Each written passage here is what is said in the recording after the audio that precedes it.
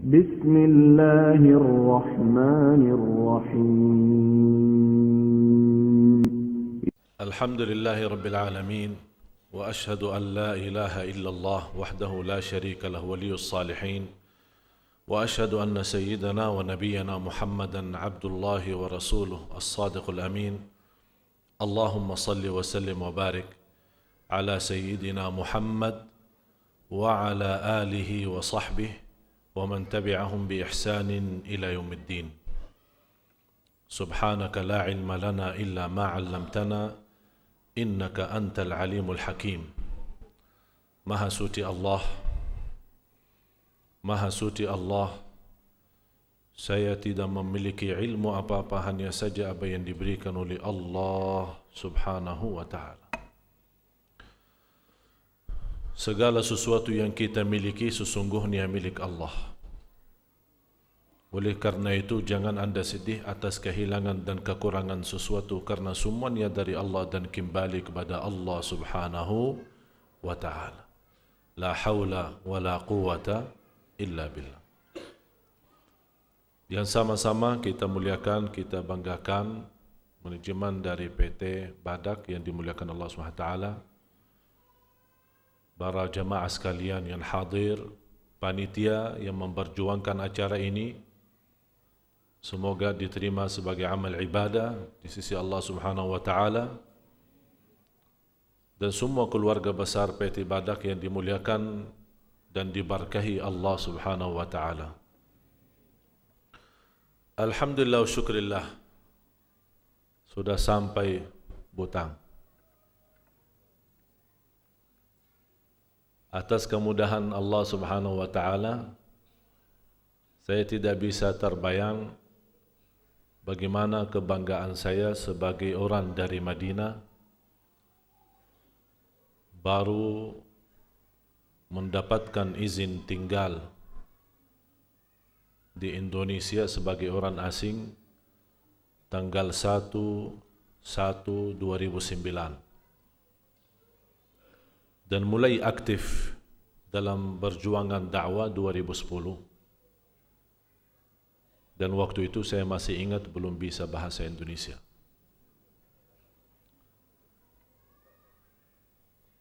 Dan bagi saya itu sebuah karunia, mulai dari 2010 sampai sekarang, alhamdulillah bisa berdakwah dengan bahasa yang difahami oleh Bapak Ibu.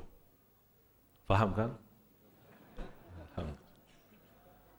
Ya susah juga kalau translate bahasa itu. Pertama, perasaan penceramah sama yang membawa translate-nya belum tentu sesuai, dan juga menghabiskan banyak waktu. Akhirnya karena translate-nya jadi separuh jamaah ngantuk dan tidur. Tapi kalau secara langsung itu lebih enak. Biarpun belum sempurna, tapi saya selalu berdoa, ya Allah berilah kepada saya bahasa yang bisa difahami walaupun tidak lancar. Kalau lancar tidak faham, susah juga. Alhamdulillah Bapak Ibu, saya masih ingat sedikit ya sebelum kita acara santai ya, santai-santai saja, jangan terlalu rasmi. Saya sedikit memberikan gambaran karunia Allah subhanahu wa ta'ala bagi saya atas firman-Nya, wa amma bi ni'mati rabbika fahaddits. Terhadap nikmat Allah yang selalu diberikan kepada kita, kalau boleh kita sempat menceritakan, itu menjadi salah satu kita mensyukuri nikmat Allah subhanahu wa ta'ala. Saya masih ingat pertama belajar atau dikasih tahu sama teman bahasa Indonesia. Saya selama ini tidak pernah ambil kursus bahasa Indonesia, tidak pernah masuk sekolah atau belajaran. Malah sampai sekarang untuk membaca bahasa Indonesia agak sedikit sulit, belum begitu lancar. Kalau baca Quran alhamdulillah lancar, tapi baca Quran yang agak susah. Saya diajarkan sama kawan saya 4 kata. Beliau menyampaikan kepada saya 4 kata ini di mana-mana orang Indonesia tahu. Pokoknya bawa aja. Tapi saya waktu itu tidak diberitahu artinya. Dan alhamdulillah Allah kasih kepada saya kemudahan bisa cepat hafal. Dan saya yakin itu semua berkahnya Al-Quran. Saya dapat belajar, apa kabar, bagus, mau kemana, aku cinta kepadamu. Itu yang diajarin, dikasih tahu sama teman. Jadi alhamdulillah saya bangga bisa menghafal 4 kata itu. Jadi setiap ketemu orang, Assalamualaikum, apa kabar, bagus, mau kemana, aku cinta kepadamu. Ketemu ibu-ibu sama, Assalamualaikum, apa kabar, mau kemana, bagus, aku cinta kepadamu. Jadi orang semua pada, apaan ini orang?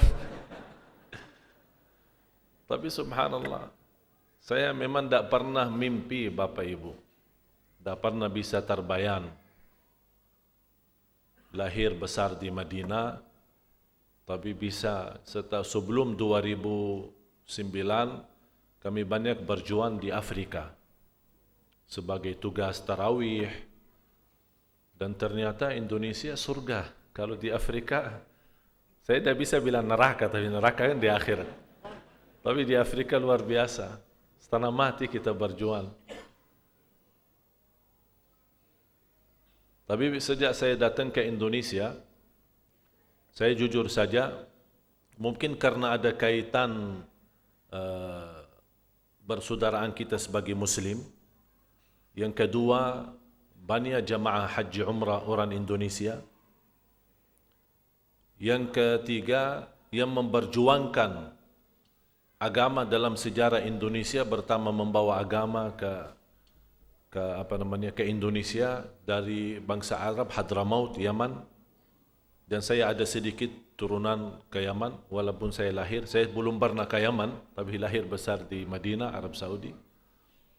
Ternyata pas saya datang di sini, saya sampai alhamdulillah Bapak Ibu selama 3 tahun, dengan izin Allah sudah bisa mendapatkan kelilingi Indonesia 90%. Hampir semua daerah yang belum saya masuk Irian Jaya. Dan ini insyaAllah kami sekarang merubah sistem dakwah, karena saya punya target 10 tahun di Indonesia, insyaAllah menciptakan 1 juta penghafal Al-Quran. Selama 3 tahun kami berjuang di bagian barat, mulai dari Jakarta dan seterusnya, bagian barat Indonesia. InsyaAllah mulai tahun ini kita merubah menjadi bagian timur. Kalimantan bukan pertama kali. Sebenarnya Kalimantan alhamdulillah dari ujung ke ujung sudah. Malah Balikpapan hampir berkali-kali, apalagi Samarinda, apalagi kabupaten di dekat Balikpapan. Ada yang 6 jam seperti Muara Jawa dan daerah-daerah yang lain. Dan nebrang pun dari Kalimantan, nebrang lautnya juga kemarin dari Tarakan, nebrang laut kira-kira 3 jam, baru tiba di Balikpapan, kemudian dijemput sama panitia di sini, dan sama-sama datang kemari. Dan insyaAllah mudah-mudahan yang saya harapkan Bapak Ibu bukan untuk mencari nama di Indonesia, bukan untuk mencari kekayaan. Alhamdulillah semua support dan dukungan daripada jamaah untuk kami, walaupun ada sebuah bantuan sebagai hadiah datang atas nama pribadi saya sendiri, alhamdulillah kami semua menggunakan dan mensalurkan semua bantuan itu untuk umat. Saya memang dari Arab Saudi di sana, tapi saya bukan turunan kerajaan. Saya turunan Nabi Adam. Saya bukan datang atas perintah raja, saya bukan ditugaskan, saya datang atas kemauan sendiri, dalam biaya sendiri, dalam perjuangan sendiri. Kalau orang-orang yang kita belajari di Afrika, saya bertemu dengan orang-orang yang memperjuangkan agama non-Islam.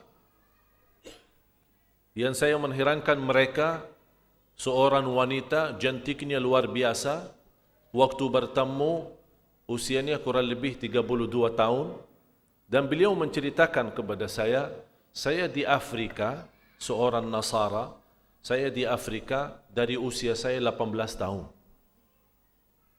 sampai 32 tahun umurnya, memperjuangkan agama. Kita sebagai Muslim yang membawa agama yang benar, yang sudah diridai Allah Subhanahu wa taala. Al-yawma akmaltu lakum dinakum wa atmamtu alaikum ni'mati wa raditu lakumul islama dina. Dan kita sama-sama membaca raditu billahi rabba wa bil islami dina wa bi Muhammadin sallallahu alaihi wasallam nabiyyan wa rasulah. Ini perlu perkataan ini ada bukti. Bukan hanya sebuah kata yang kita ucapkan. Malah kita sama-sama baca sampai hampir kita semua hafal. Waktu kita salat membaca dalam iftitah kita, inna salati wa nusuki wa mahyaya wa mamati lillahi rabbil alamin. Mana yang lillah? Yang mana yang lillah? Yang kita lihat kesibukan manusia mengejar dunia luar biasa. Padahal waktu kerja ditentukan 8 jam, masuknya jam sekian, habisnya jam sekian. Tapi di luar kerja pun masih manusia mencari dunia. Seolah-olah tidak puas dan tidak akan puas. Yang miskin, stres. Yang kaya, stres. Yang sehat, stres. Yang sakit, apa lagi? Yang sudah beristri berkeluarga, stres.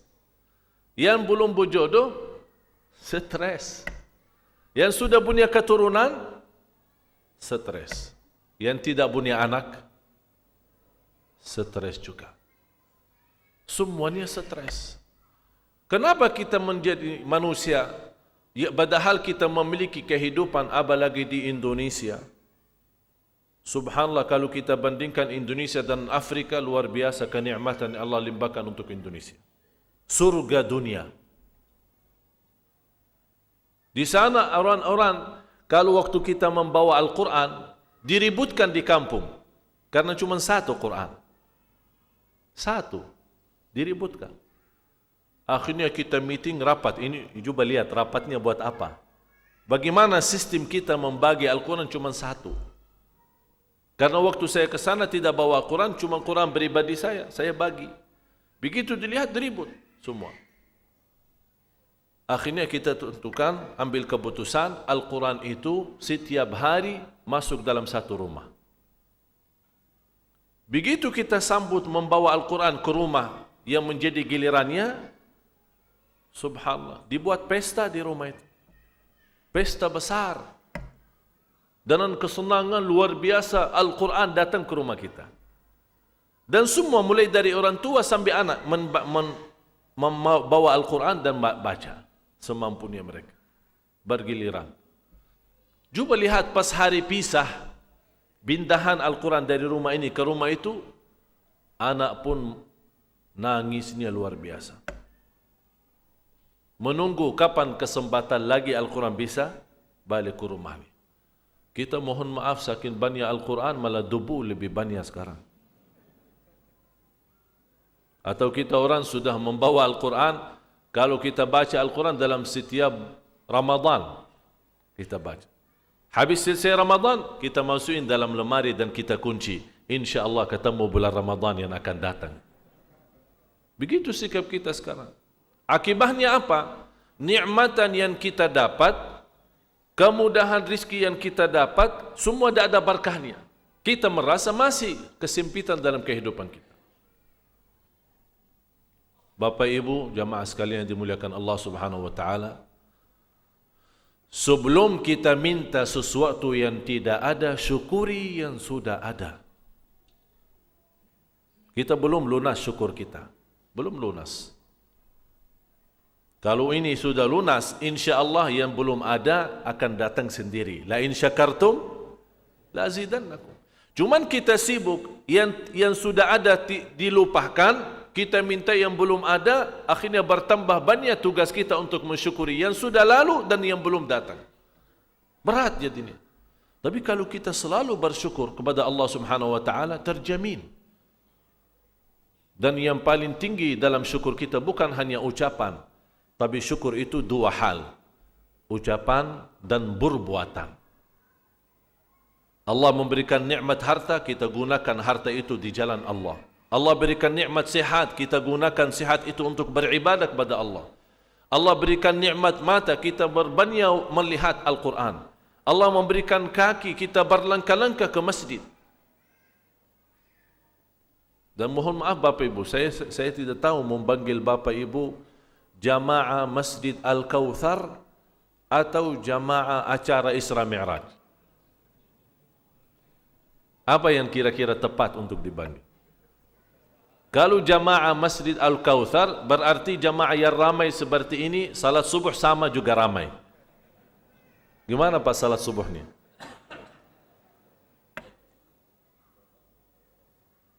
Berarti kita punya masalah. Mari kita sama-sama mempelajari hikmah daripada Isra Mi'raj. Mohon maaf, saya tidak akan menceritakan sedetail Isra Mi'raj itu apa. 6 kali pertemuan belum tentu habis cerita Isra Mi'raj. Tapi saya berusaha singkat, padat, tapi insya-Allah bermanfaat. Lewat firman Allah Subhanahu wa taala suratul Isra yang dibacakan oleh qari kita tadi. A'udzu billahi minasy syaithanir rajim. Bismillahirrahmanirrahim. Subhanalladzi asra bi'abdihi laylan minal masjidil haram ilal masjidil aqsa alladzi barakna hawlahu linuriyahu min ayatina innahu huwas sami'ul basir. Sadaqallahul azim. Dimulai ayat ini dengan firman Subhan. Saya tertarik ayat Al-Quran itu semua sebuah kata punya hikmah. Tidak sembarangan Allah membawa bahasa. Beda Subhan sama Alhamdulillah. Alhamdulillahi Rabbil Alamin. Alhamdulillahi Fatiris Samawati wal Ard. Alhamdulillahi alladhi anzala ala abdihi al-kitaba walam yaj'al lahu iwaja, suratul Kahfi. Ini banyak ayat mulai dengan Alhamdulillah. Kenapa ayat ini hanya dipilih dengan firman Subhan? Karena peristiwa Isra Mi'raj itu di luar batas manusia, di luar kemampuan manusia. Hanya yang mampu mewujudkan atau melaksanakan peristiwa Isra Mi'raj hanya yang Maha Kuasa, Allah Subhanahu wa taala. Bapak Ibu, kalau kita melihat sebuah masjid yang mewah dan luar biasa, kita ucapkan apa? Subhanallah. Kalau kita masuk rumah seorang dan rumahnya besar, mewah, kita ucapkan apa? Subhanallah. Kalau kita melihat sesuatu peristiwa yang dahsyat, yang menarik perhatian kita, kita ucapkan apa? Subhanallah. Kalau kita lihat seorang ibu yang cantik luar biasa, kita ucapkan apa? Astaghfirullah. Oh subhanallah mulu. Astaghfirullah. Kalau kita lihat seorang ibu bukan muhrim kita, punya orang lain, astaghfirullah, bukan subhanallah. Walau subhanallah enak kita lihat. Berarti terus halal jadinya. Kalau pandangan mata pertama melihat boleh dihalalkan oleh Islam, tapi tidak boleh lama. Jadi ada orang lihat, Ustaz masih satu-satu. Alasannya karena masih pertama ternyata panjangan. Tapi begitu kita tahu wanita ini bukan hak kita, bukan muhrim kita, langsung kita tutup, menjaga pandangan kita dan mengucapkan astaghfirullah. Kenapa? Karena pandangan mata sekali melihat itu panahnya syaitan. Kalau kita teruskan melihat panahnya syaitan karena hati kita, baru muncul rasa syahwat dan hal-hal yang diharamkan oleh Islam. Fantas kita mimpi buruk. Tapi begitu kita jaga pandangan, Allah ganti dengan cahaya kalbu. Ini mata menjadi bisa memperbaiki kalbu dan bisa merusakkan kalbu. Hati-hati. Subhanalladzi asra bi'abdihi laylan.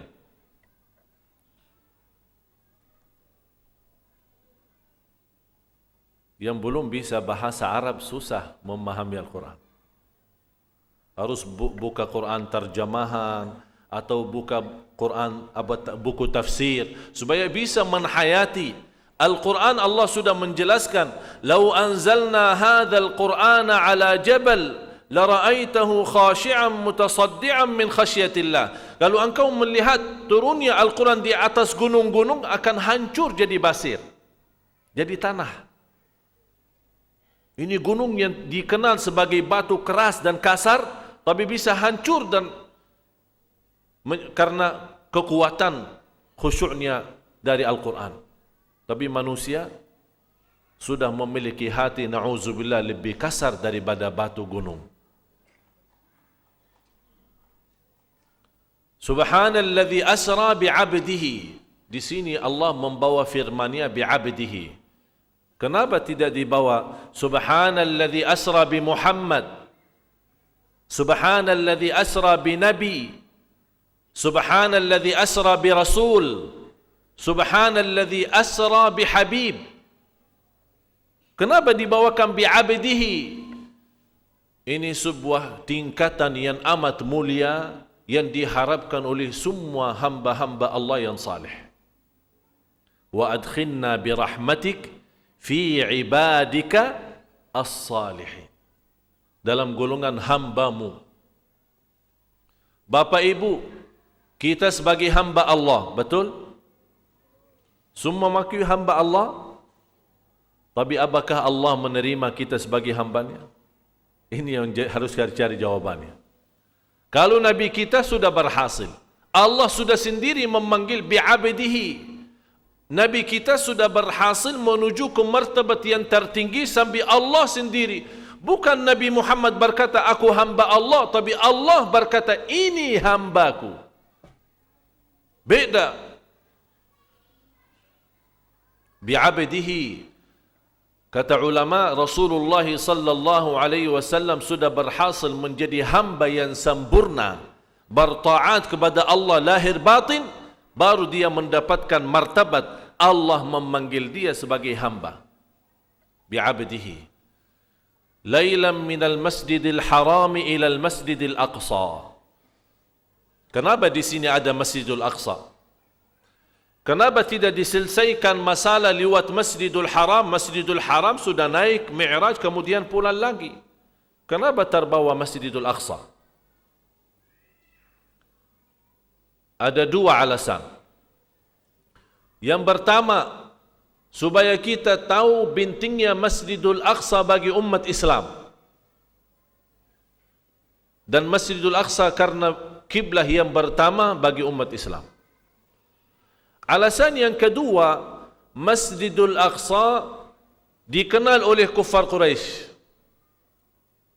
Jadi kalau Rasul mau menceritakan peristiwa Isra Mi'raj kepada kufar Quraisy, harus ada sesuatu yang diceritakan.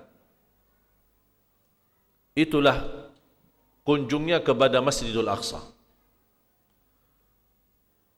Alladzi barakna haulah, yang kami berkahi sekeliling Masjidil Aqsa. Ini menjadi berita rahasia dan gembira bagi umat Islam. Kalau Allah sudah berkahi Masjidul Aqsa dan sekelilingnya, akan kembali lagi kepada tanah umat Islam. Memang sekarang dikuasai oleh Yahudi, tapi nanti ada satu saat membuktikan firman Allah, alladzi barakna haulahu, akan kembali lagi di tangan umat Islam. Innahu huwas sami'ul basir. Subhanallah. Dimulai subhan, diakhiri sami'un basir.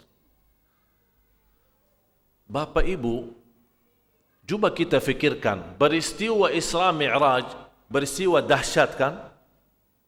Peristiwa yang tidak bisa diterima oleh akal manusia. Peristiwa di luar kemampuan manusia. Yang hanya mampu, hanya Allah yang maha mampu dan maha kuasa. Sebenarnya dari peristiwa Isra Mi'raj, fantas di akhiri ayat ini, Subhanalladzi asra bi'abdihi laylan minal masjidil harami ilal masjidil aqsa alladzi barakna hawlahu linuriyahu min ayatina innahu ala kulli syai'in qadir. Karena peristiwa Isra Mi'raj, peristiwa yang dahsyat. Kalau Allah menunjukkan dalam Al-Quran banyak peristiwa dahsyat, mendirinya langit dan dibersiwakan bumi, kemudian menghidupkan orang mati dan mematikan orang yang hidup, innahu ala kulli syai'in qadir. Tapi kenapa di peristiwa Isra itu, kenapa tidak dibawakan innahu ala kulli syai'in qadir, dibawakan innahu huwas sami'ul basir? Ada alasan, bukan main. Semua di dalam Al-Quran tidak ada yang kata di depan, kata di belakang, di akhiri azizun hakim, di akhiri sami'un basir, di akhiri aliyun azim, semua ada kaitan. Bukan sembarangan taruh nama-nama Allah begitu. Ternyata sebelum peristiwa Isra Mi'raj, ada banyak cerita dan banyak hal yang dihadapi oleh Rasulullah sallallahu alaihi wasallam. Makanya Bapak Ibu belajar bahasa Arab. Ya Bu, Ibu, belajar bahasa Arab supaya kita fahami, paling tidak kita fahami apa yang kita baca dalam salat kita. Atau nikah aja sama orang Arab.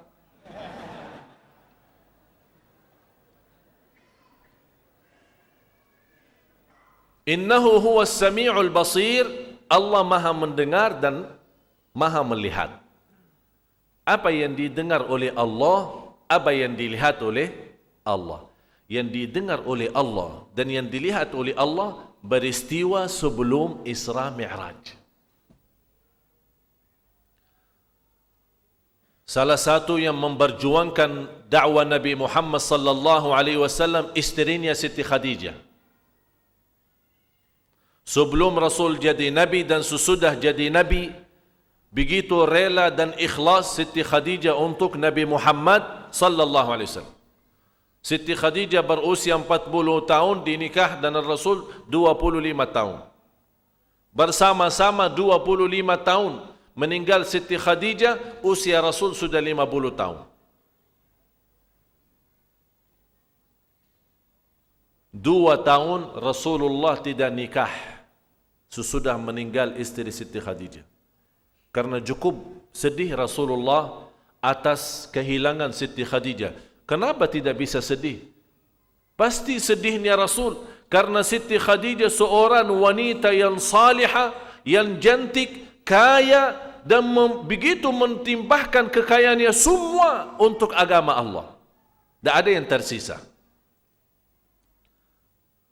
Dan karena berjuangan Siti Khadijah sama Rasul untuk agama Islam begitu ikhlas dan diterima di sisi Allah, Allah turunkan malaikat Jibril. Rasul lagi berhiburan, senang-senang sama Siti Khadijah. Datangnya malaikat Jibril. Assalamualaikum ya Rasulullah. Rasul menjawab, waalaikumsalam. Ada titipan dari Allah. Untuk siapa? Untuk Siti Khadijah. Apa titipannya? Allah kirim salam.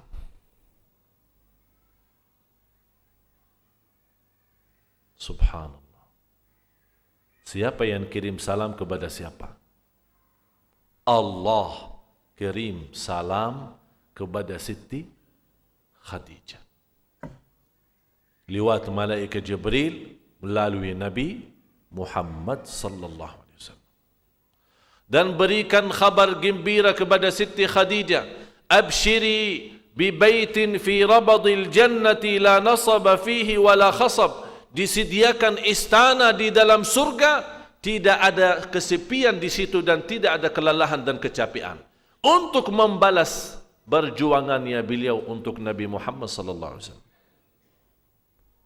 Fantas Rasul sedih begitu meninggal Siti Khadijah, sampai dua tahun Rasul tidak nikah, sampai usia 52.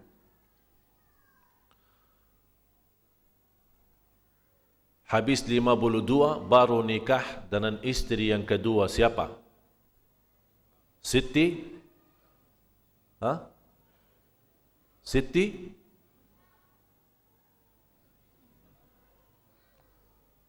Yang boleh tahu jawabannya saya kasih hadiah 5.000.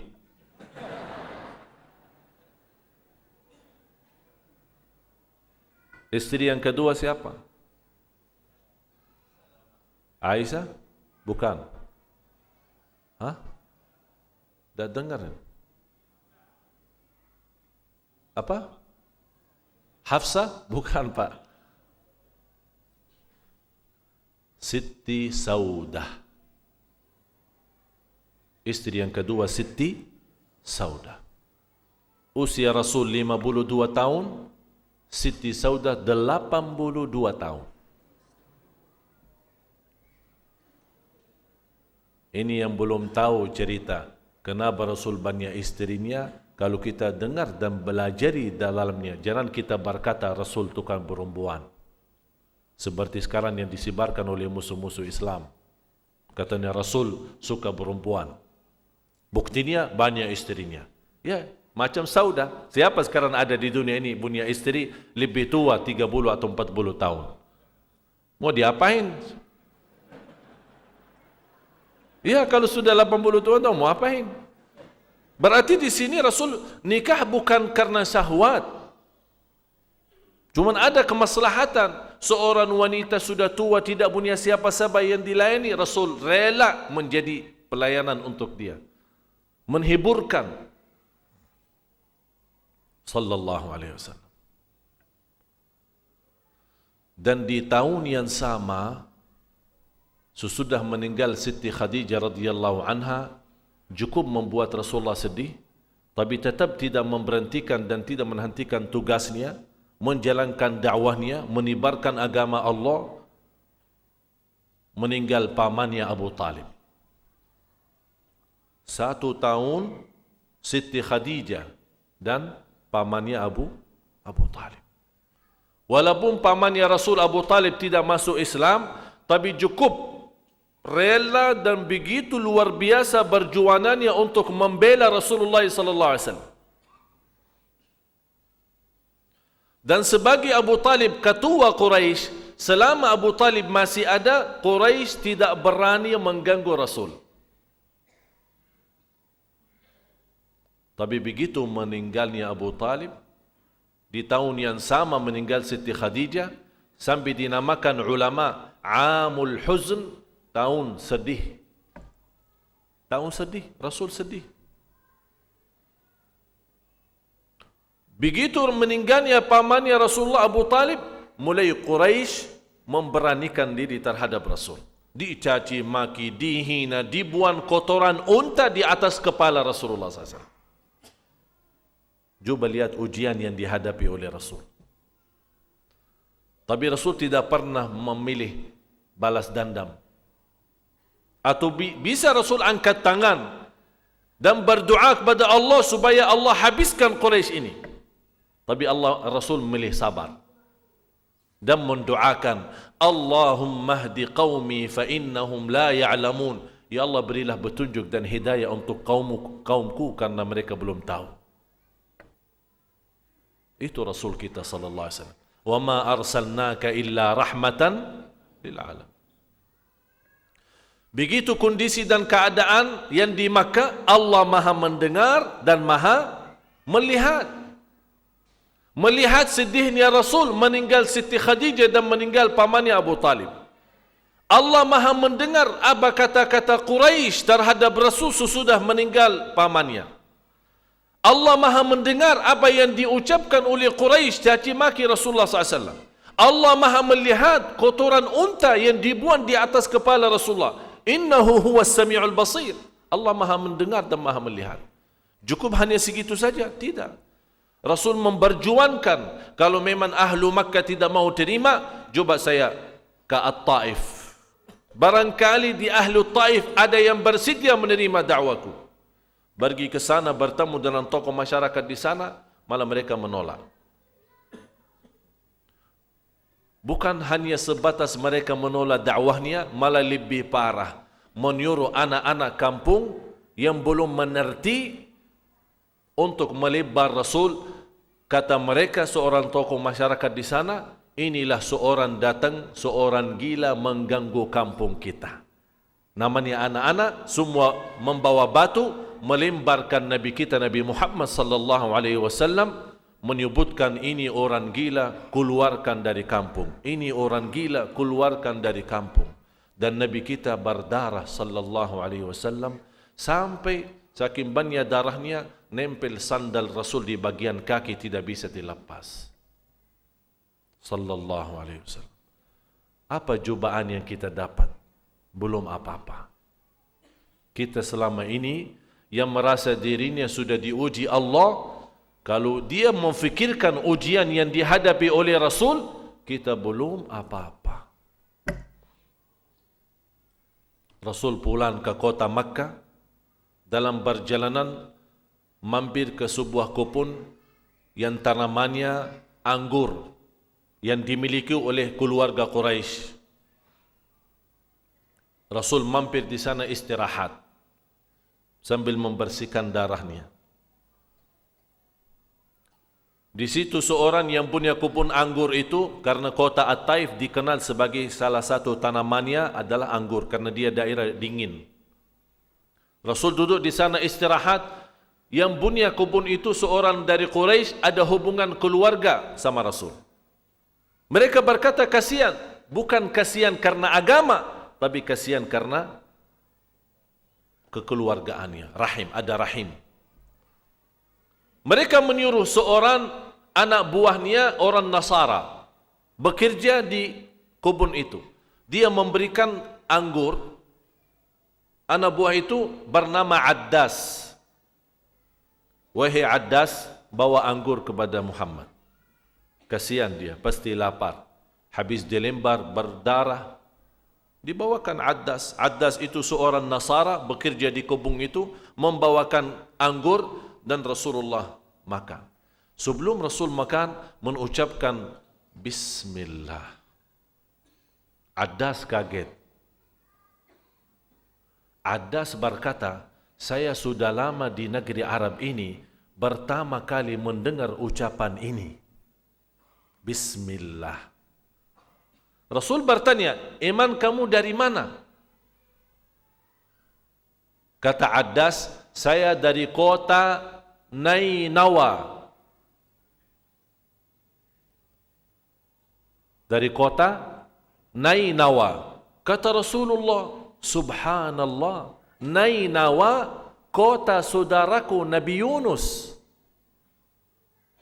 Nainawa, kota saudaraku Nabi Yunus. Addas kaget lagi. Eman enti tahu Nabi Yunus? Tahu. Dia saudaraku Nabi dan aku Nabi. Langsung Addas begitu mendengar ucapan Rasul, bisa tahu nabinya Nabi Yunus, dia melemparkan diri dan mencium tangan Rasulullah sama kakinya. Orang yang punya kebun bosnya ini kaget. Kok disuruh antar anggur malah dicium tangan-tangan Rasul. Gila Addas. Dipanggil kemari. Kamu apain? Kok kami suruh antar anggur kok malah... Apa jawabannya Addas? Ini seorang yang paling suci di bumi. Dia menyampaikan sebuah berita kepada saya yang tidak boleh ditahu selain orang Nabi. Subhanallah. Ini semua Bapak Ibu beristiwa ini sebenarnya di belakangnya ada rahasia untuk menghiburkan hati Rasul. Sedih meninggal Siti Khadijah, pamannya, cukup luka dan berdarah habis dilembar oleh ahlu Taif. Ini Rasulullah dalam kondisi ujian berat, perlu kesenangan, banggakan hatinya, hiburkan jiwanya sallallahu alaihi wasallam. Liwat berita pertama adas. Rasul mulai agak sedikit, kalau bahasa kita, lega. Kemudian tidak lama Rasul melanjut perjalanan. Allah kirimkan bangsa jin saat Rasulullah SAW membaca Al-Quran. Buka suratul Ahqaf ayat 29 sampai ayat 32. Cuba Allah gambarkan bagaimana bangsa jin menhayati bacaan Nabi kita di tengah malam perjalanannya kembali dari At-Taif menuju ke Makkah. Bangsa jin banyak ribuan datang mendengar bacaan Rasulullah. Malah mereka menikmati sambil Allah turunkan ayat menggambarkan apa yang dilakukan oleh jin terhadap Rasul saat mendengar bacaan Al-Quran. Allah jelaskan di suratul Ahqaf ayat 29 dan ayat 30 sampai ayat 32. A'udzu billahi minasyaitonir rajim. Wa idh sarafna ilayka nafaran minal jinni yastami'una al-Qur'an falamma hadaruhu qalu ansitu falamma qudiya wallaw ila qaumihim munzirin. قالوا يا قومنا أجيبوا داعي الله وآمنوا به يغفر لكم من ذنوبكم ويجركم من عذاب أليم ومن لا يجب داعي الله فليس بمعجز في الأرض وليس له من دونه أولياء أولئك في ضلال mubin. Sadaqallahu alazim. Subhanallah. Nikmat Al-Quran. Nikmat, apalagi kalau kita baca sesudah tahu ceritanya. Nikmat, bayanannya nikmat, terasa tersentuh hati kita. Habis itu Rasulullah SAW meneruskan jalanannya. Di malam hari peristiwa Isra Mi'raj. Ini masih hati Rasulullah belum sempurna kehilangan sedihnya. Karena Rasul memfikirkan ahlu Taif yang telah dilempar. Rasul memfikirkan banyak umatnya yang membutuhkan dakwahnya. Allah Subhanahu wa taala tunjukkan kepada Nabi kita Nabi Muhammad sallallahu alaihi wasallam, kalau manusia cukup mensedihkanmu, manusia menolak dakwahmu, manusia tidak menghargaimu, datanglah kepadaku, aku akan tunjukkan yang istimewa bagimu. Itulah Isra Mi'raj. Berangkat naik sebuah binatang yang dinamakan Al-Buraq. Setiap langkah sepanjang mata melihat. Perjalanan Quraisy 1 bulan ke Masjidil Aqsa, 1 bulan balik lagi, 2 bulan. Rasulullah berjalan Isra Mi'raj, di antara riwayat Isra Mi'raj, pulang lagi ke Makkah, tempat tidurnya masih hangat. Kalau kita baru bangun tidur, kasur tidur kan masih hangat kan? Ini yang membuat kita karena hangatnya kasur tidur, susah bangun subuh. Nikmat, enak, bila mau bangun.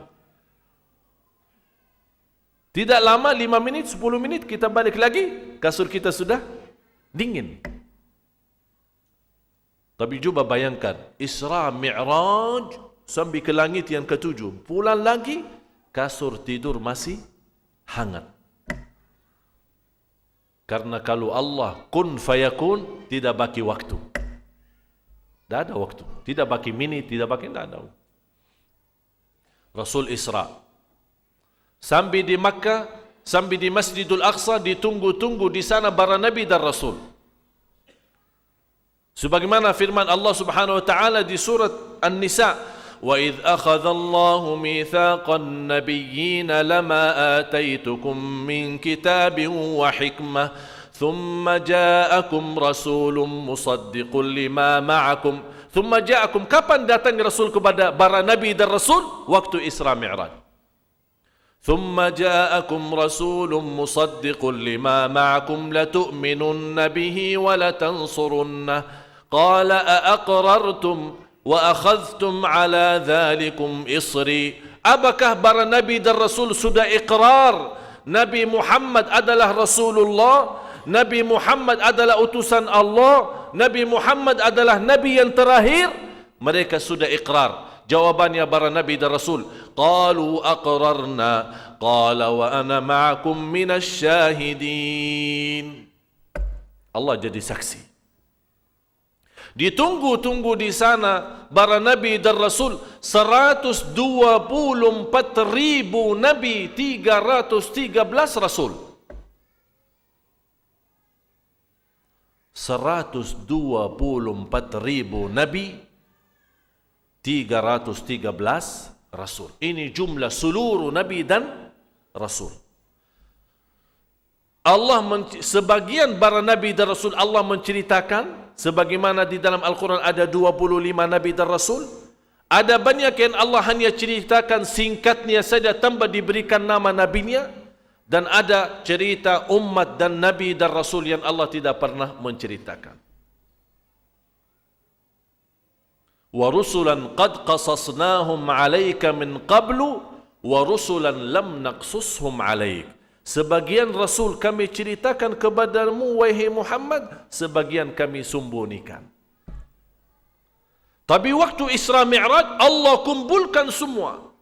Peristiwa Isra Mi'raj ditunggu-tunggu di Masjidil Aqsa, 124 Nabi, 313 Rasul. Setiap Nabi belum tentu Rasul, tapi setiap Rasul duluan jadi Nabi. Habis selesai Rasulullah SAW salat, ada orang bertanya, iman ada salat sebelum Isra Mi'raj? Ada. Sebelum terbitnya matahari dan sesudah tenggelamnya matahari. 2 rakaat, 2 rakaat.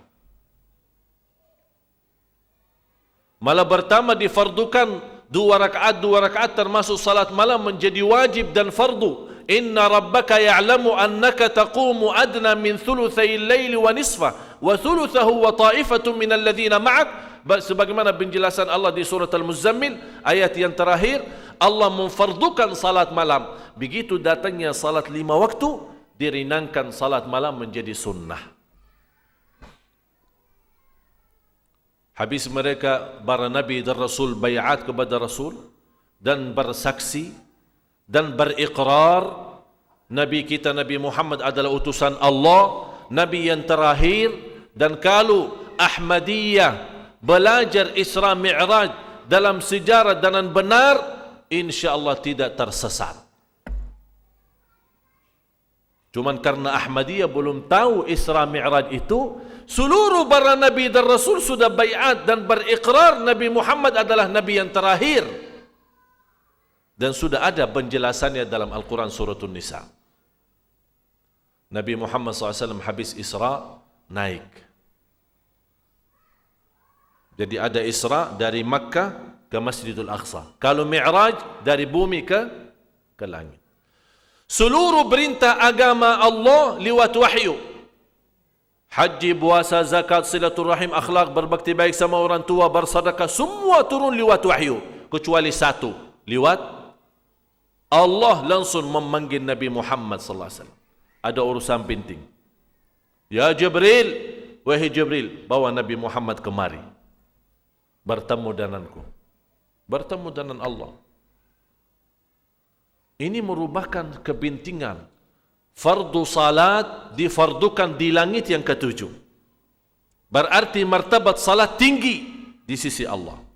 Yang kedua, Allah tidak menurunkan perintah salat lewat wahyu, tapi Allah menyuruh Nabi kita Nabi Muhammad naik untuk bertemu dengan Allah. Apa yang kita pelajari di sini? Kalau ada orang di antara umat Islam yang ingin bertemu dengan Allah, salat. Karena salat tidak baki lewat siapa-siapa. Bisa kita bertemu dengan seorang ulama, seorang salih, atau seorang habib. Tolong habib, doakan. Boleh kan? Ya, minta didoakan sama orang salih. Tolong habib, doakan. Tapi tidak bisa kita berkata, tolong habib, salatkan. Kok habib salatkan? Artinya boleh seorang mewakili kita salat, saya hari ini malas, antum aja salatkan. Tidak bisa. Oleh karena itu, hargailah salat dan jagalah salat sebelum disalati. Kalau tidak mau salat, nanti dia salati. Malah menurut ulama, sebagian besar ulama Ahlus Sunnah, seorang Muslim yang dikenal di satu tempat, orang itu tidak pernah salat, disaksikan oleh banyak orang, ini orang tidak pernah salat. Dia Muslim, tapi tidak pernah salat. Kalau dia meninggal dunia, tidak boleh dimandikan, tidak boleh disalati, tidak boleh dimasukkan masjid, dan tidak boleh dikuburkan di kuburan umat Islam. Karena dia bukan Muslim lagi. Cuba lihat saking pentingnya salat. Tapi dalam salat sudah disaksikan oleh banyak orang, ini orang tidak salat sama sekali. Tidak salat jamaah dan tidak salat sendiri. Sendiri pun tidak salat. Nabi Muhammad sallallahu alaihi wasallam waktu Mi'raj bertemu di langit yang pertama Nabi Adam. Kata Rasulullah, oh tinggi amat Nabi Adam ini. 70 meter.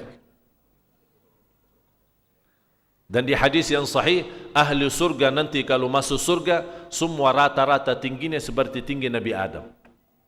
Jadi bapak ibu nanti jadi tinggi. Dan dalam sejarah, sejak Nabi Adam, manusia mulai dari situ berkurang tinggiannya. Berturun, turun sampai sekarang. Saya dah tahu nanti kapan. Jadi orang Indonesia sebendek apa saya dah tahu.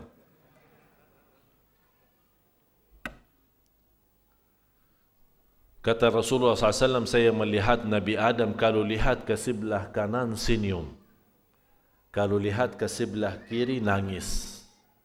Nabi Muhammad bertanya malaikat Jibril, kenapa Nabi Adam senyum ke sebelah kanan dan nangis ke sebelah kiri?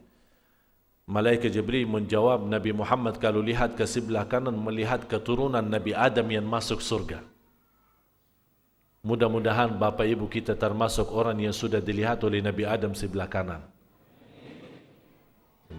Jamaah Masjid Al-Kautsar.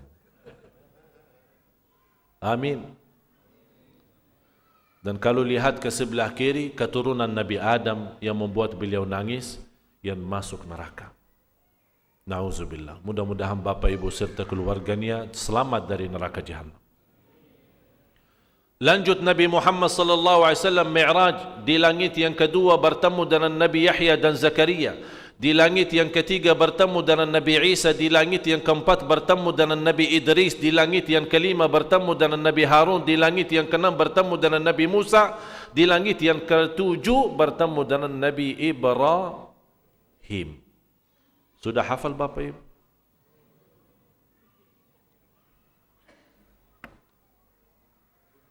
Di langit yang pertama Nabi Adam, yang kedua Nabi Yahya dan Zakaria, yang ketiga Nabi Isa, yang keempat Nabi Idris. Ada riwayat di yang ketiga Nabi Isa dan Nabi Yusuf.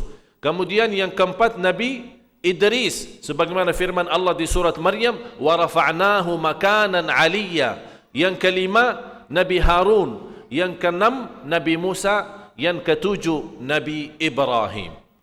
Kata Rasulullah SAW, saya melihat Nabi Ibrahim bersandar di Baitul Ma'mur. Kata ulama, Al-Baitul Ma'mur adalah Ka'bah langit. Sebagaimana ada Ka'bah di bumi, ada Ka'bah di langit. Ka'bah bumi ditawafi oleh manusia, Ka'bah langit ditawafi oleh malaikah. Nabi Muhammad melihat ribuan malaikat tawaf. Rasul bertanya, ya Jibril, ini berapa malaikat? Malaikat Jibril menjawab, saya tidak tahu jumlahnya berapa. Tapi setahu saya setiap sekali tawaf jumlah malaikat 70,000 malaikat. Begitu selesai tawaf, dia minggir menunggu gilirannya supaya bisa tawaf lagi. Ada datang kelompok baru 70,000. Kata malaikat Jibril, yang sudah tawaf pertama menunggu gilirannya sampai hari kiamat tidak sempat. Itu tunjukkan apa? Begitu banyaknya malaikat. Sampai yang sudah tawaf pertama mau tawaf lagi tidak sempat karena masih giliran. Sampai hari kiamat. Tidak ada yang tahu jumlah malaikat. Tapi yang jelas Allah sudah memiliki makhluk yang 24 jam ibadah, tidak pernah bosan dan tidak pernah mengenal lelah. Manusia yang ibadahnya hanya sederhana dan singkat malah sombong sama Allah Subhanahu wa taala. Wala haula wala quwwata illa billah. Habis itu Nabi Muhammad sallallahu alaihi wasallam naik dan bertemu dengan Allah. Allah fardukan 50 salat. Salah satu sifat Nabi kita seorang pemalu. Bunya akhlak istimewa, pemalu, haya. Begitu diperintahkan 50 salat, sami'na wa ata'na. Turun Nabi Muhammad SAW. Setiap bertemu dengan Nabi mengucapkan assalam, assalamualaikum, mohon izin pulang. Ketemu Nabi Ibrahim, assalamualaikum, pulang. Ketemu Nabi Musa, assalamualaikum, mau pulang, di stop sama Nabi Musa. Ini sekarang ini ada cerita baru. Ini kalau Isra Mi'raj, beristiwa Isra Mi'raj, ada juga beristiwa antara Nabi Muhammad sama Nabi Musa. Ini tersendiri cerita. Kata Nabi Musa, saya bangga kepadamu wahai Muhammad sallallahu alaihi wasallam, aku berbicara dengan Allah tapi engkau bertemu dengan Allah. Kalau Nabi Musa berbicara dengan Allah, wa kallamallahu Musa taklima, berbicara tapi lewat hijab, tidak bisa bertemu langsung. Tapi kalau Nabi kita Nabi Muhammad SAW bertemu langsung. Walaupun ada berbeda antara ulama, apakah bertemu zat Allah atau cahaya Allah, itu bukan menjadi bahasan kita. Itu dah usah diributkan dan dah usah. Yang penting intinya Rasul bertemu dengan Allah dan menerima perintah fardu 50 salat. Bertemu dengan Nabi Musa bertanya, bagaimana? Apa yang kamu dapatkan keagungan dan kemuliaan? Difardukan, kata Nabi Muhammad SAW. Difardukan atasku dan umatku 50 salat. Kaget Nabi Musa. 50 salat? Naik lagi. Kenapa? Untuk apa? Minta dikuranin. Umatmu tidak akan mampu. Naik Rasulullah, minta dikurani. Dikurani 5, tinggal sisa 45. Turun. Ketemu Nabi Musa lagi. Sudah selesai urusan sama Nabi Musa? Belum selesai. Dia stop lagi. Gimana berita baru? Alhamdulillah sudah 45. Naik lagi. Gimana? Naik lagi, minta dikuranin, umatmu tidak mampu. Nabi kita naik turun. Di sini ada satu pelajaran.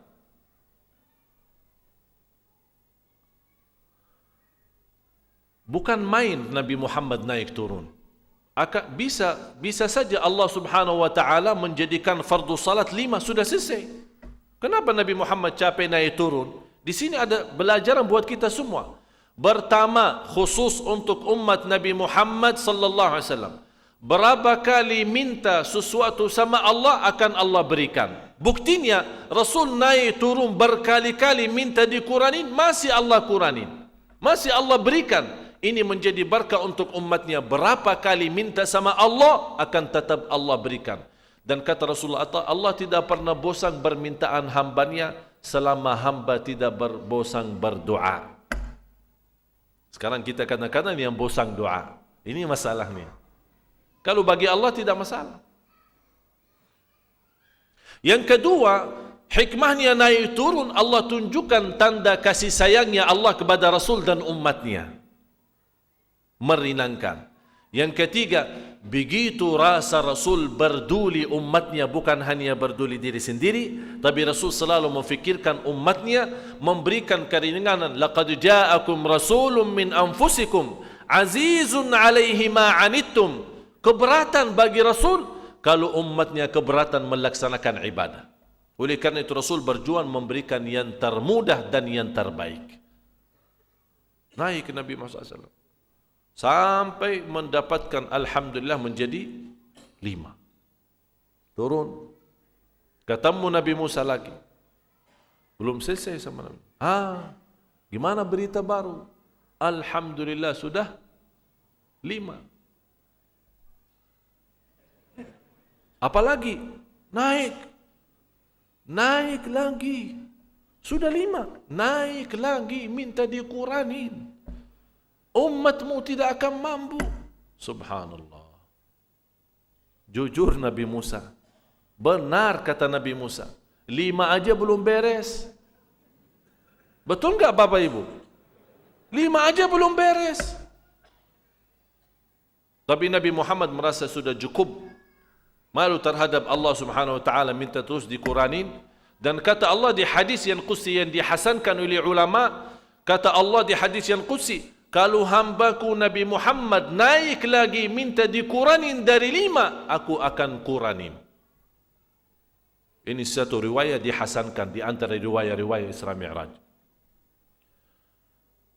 Tapi itulah kata Allah, hadhihi faridati katabtuha alaikum hiya 50 fil ajri wa 50 fil amal. Ini faridatku. Dikerjakan hanya 5 tapi tetap pahalanya 50. Subhanallah. Disitulah Nabi Musa nangis. Kenapa Nabi Musa nangis? Karena beliau berkata, inilah umat yang datang sesudahku, tapi umatnya yang pertama masuk surga. Ini umatku yang saya kira, umatku yang lebih besar. Malah datang umat Nabi Muhammad jauh lebih besar. Yang membuat aku nangis, karena amalan umat Nabi Muhammad dilipat ganda oleh Allah. Ini salah satu nikmat yang wajib kita syukuri. Cuba bayangkan, baca Al-Quran, 1 ayat, 1 huruf dapat 10 kebaikan. Alif Lam Mim, bukan 1 huruf, tapi alif 1 huruf, lam 1 huruf, mim 1 huruf, 30 kebaikan. Bismillahirrahmanirrahim, 19 huruf, kali 10 sudah 190. Dan berapa banyak kita baca? Apalagi pahala yang Allah sembunyikan dan diberikan keistimewaan di malam Lailatul Qadar. 1 malam saja kita habiskan, 1 malam. Hanya 1 malam, bukan 1 hari dan malam. 1 malam. Artinya dari kurang lebih dari maghrib sampai subuh. Hanya itu namanya 1 malam. Kita habiskan antara aktivitas ibadah, salat malam, baca Al-Quran. Malam Lailatul Qadar, kalau diterima oleh Allah, kita dapat pahala sebanjan ibadah 83 tahun. Hanya 1 malam kita dapat ibadah 83 tahun, padahal umur kita belum tentu 83 tahun. Subhan. Inilah karunia Allah untuk umat Nabi Muhammad sallallahu alaihi wasallam. Bapak Ibu, saya senang menghadiri dan silaturrahim, bertemu dengan jamaah sekalian. Tapi saya perlu mengingatkan anda sekalian, hikmah dari kita sama-sama berkumpul di acara yang seperti ini, dan kita sama-sama mempelajari cerita Isra Mi'raj, bukan karena ada di dalam Al-Quran, ya ayyuhalladzina amanu bikin Isra Mi'raj. Ada enggak? Ada dalam Al-Quran? Ya ayyuhalladzina amanu, adakan Isra Mi'raj? Tidak ada. Yang perlu kita perhatikan, yang namanya salat yang sudah jelas ada perintah dalam Al-Quran. Tapi kenapa kita umat Islam lebih ramai Isra Mi'raj yang tidak ada perintahnya? Tapi yang salat yang jelas-jelas ada perintahnya kita tidak pernah ramai. Apakah masjid kita sudah menjadi seperti gereja? Jumat ramai, gereja Minggu ramai, sama-sama. Biar adil katanya. La haula wa la quwwata illa billah. Musibah. Malah salah satu dalam sepanjang sejarah saya belajari, selama umat Islam mencintai masjid, memakmurkan masjid, terutama salat subuh menjadi seperti salat Jumat, akan kembali pertolongan Allah untuk umat Islam. Malah itulah yang ditakuti oleh orang Yahudi. Dalam sejarah orang Yahudi, saya belajar sejarah 7 tahun. Di antara sejarah yang saya belajar khusus bagian orang Yahudi. Di antara orang Yahudi yang ditakuti terhadap umat Islam, kalau mulai umat Islam di salat subuh lebih ramai seperti salat Jumaat, baru kita mulai takut terhadap umat Islam. Disitulah tanda kekuatan umat Islam. Nabi kita waktu hijrah, pertama amalan yang dia lakukan bangun Masjid Quba. Begitu masuknya Masjid Nabawi, bangun Masjid Nabawi sebelum mencari tempat tinggal. Ini memberikan bukti apa? Umat Islam, kebahagiaannya, keselamatannya adalah masjid. Cinta masjid, makmurkan masjid, muliakan masjid, ramai-ramai ke masjid, akan Allah makmurkan kehidupan kita. Terjamin bahagia, terjamin selamat selama kita berlangkah-langkah ke masjid. Malah ada satu hadis, walaupun sebagian ulama mendhaifkan dan sebagian menhasankan, saksikanlah bagi orang-orang yang suka berlangkah-langkah ke masjid, dialah orang beriman. Berarti tanda keimanan kita bolak-balik ke masjid. Saya punya ayah, subhanallah, masih ada. Beliau menceritakan 30 tahun tidak pernah mendengar azan di luar masjid. Faham maksudnya? 30 tahun tidak pernah mendengar azan di luar masjid. Berarti selalu didengar azan dalam masjid. Kita biasa masbuk, dengar azan, ayo kita ke masjid. Tunggu dulu, belum ikamat sih. Belum ikamat. Suka jadi masbuk. Malah heran kalau saya masuk masjid ada Jumatan, banyak kan suka salat di belakang. Supaya cepat keluar. Ada yang datang duluan, yang kita harap orang datang duluan, menghabiskan waktu sambil khatib naik mimbar, baca Quran, salawat, salat duha, sebanyak-banyaknya salat apa saja di dalam masjid. Karena selama kita duduk di masjid menjadi ibadah, datang duluan, malah kesempatan menjadi tidur di belakang. Tidur. Banyak masjid, saya masuk Jumat, begitu saya masuk, saya suka kadang-kadang duduk di belakang. Orang pada heran, yang orang kenal sih, oh, kok Syekh tumben di belakang? Ya saya mau lihat ini orang datang masjid di depan sepi, duduk di belakang. Langsung begitu salat tahiyatul masjid, mencari tembok yang terdekat, udah. Itu. Ya Allah. Mohon maaf Bapak Ibu, saya bukan berbicara mensalahkan siapa-siapa, tapi satu masalah yang menjadikan musibah dan berantakan dalam kehidupan kita, salat berjamaah kita belum beres.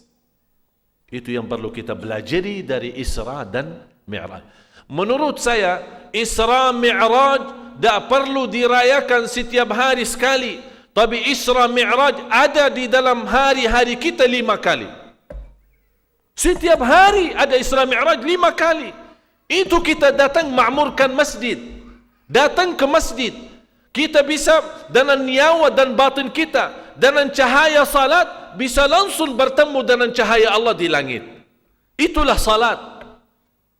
Bagaimana orang salih dengan 2 rakaat salat selesai masalah urusan dunia.